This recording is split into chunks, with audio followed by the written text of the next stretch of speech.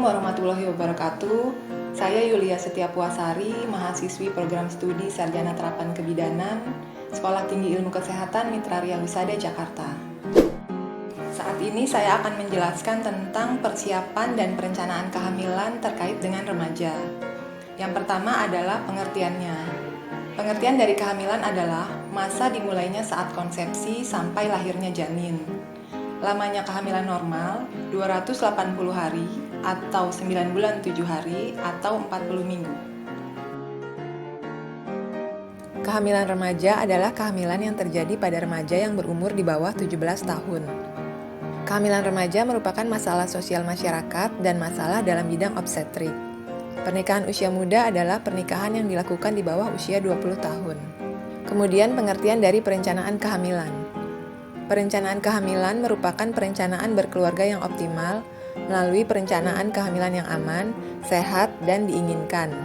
Perencanaan kehamilan merupakan salah satu faktor penting dalam upaya menurunkan angka kematian maternal.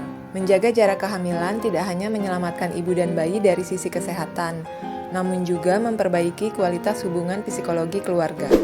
Nah, itu tadi penjelasan singkat mengenai pengertian dari kehamilan, kehamilan remaja, dan perencanaan kehamilan.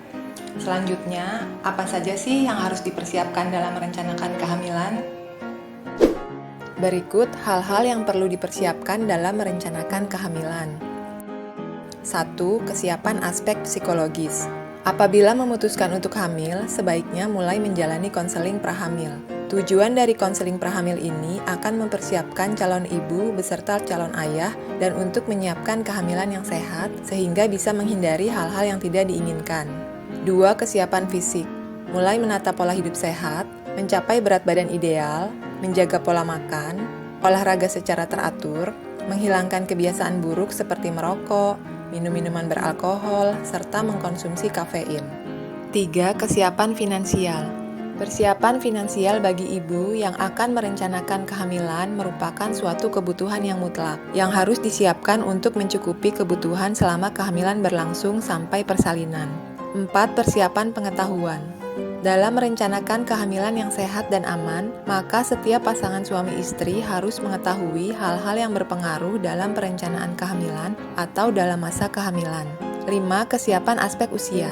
Usia di bawah 20 tahun merupakan salah satu faktor yang mempengaruhi perencanaan kehamilan. Karena pada usia di bawah 20 tahun, apabila terjadi kehamilan, maka akan beresiko mengalami tekanan darah tinggi, kejang-kejang, perdarahan, bahkan kematian pada ibu dan bayinya, dan beresiko terkena kanker serviks.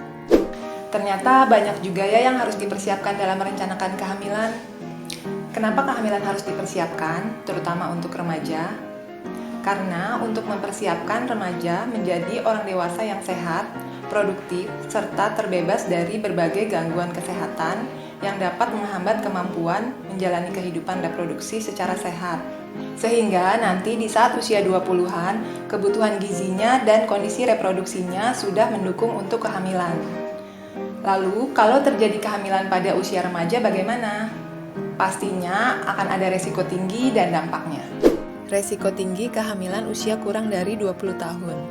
1. Resiko bagi ibunya, yaitu mengalami perdarahan, kemungkinan keguguran atau abortus, persalinan yang lama dan sulit, mudah terjadi infeksi, anemia kehamilan atau kekurangan zat besi, dan kanker leher rahim. 2. Resiko bagi bayinya, seperti kemungkinan lahir belum cukup usia kehamilan, berat badan lahir rendah, cacat bawaan, dan kematian bayi. Selanjutnya, dampak yang terjadi pada kehamilan usia muda. Dampak bagi kesehatan perempuan. 1. Alat reproduksi belum siap menerima kehamilan, sehingga dapat menimbulkan berbagai komplikasi.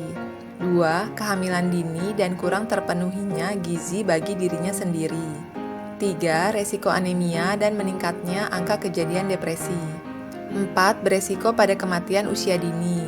5. Meningkatnya angka kematian ibu atau AKI. 6. Semakin muda perempuan memiliki anak pertama, semakin rentan terkena kanker serviks.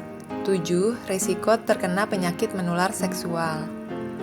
8. Kehilangan kesempatan mengembangkan diri. Selanjutnya, dampak kualitas anak. 1. Angka kejadian bayi berat lahir rendah atau BBLR menjadi sangat tinggi.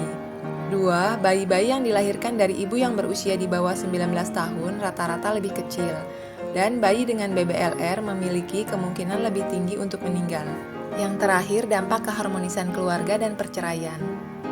1. Banyaknya pernikahan usia muda berbanding lurus dengan tingginya angka perceraian. 2. Ego remaja yang masih tinggi. 3. Banyaknya kasus perceraian merupakan dampak dari mudanya usia pasangan yang bercerai ketika memutuskan untuk menikah. 4. Perselingkuhan.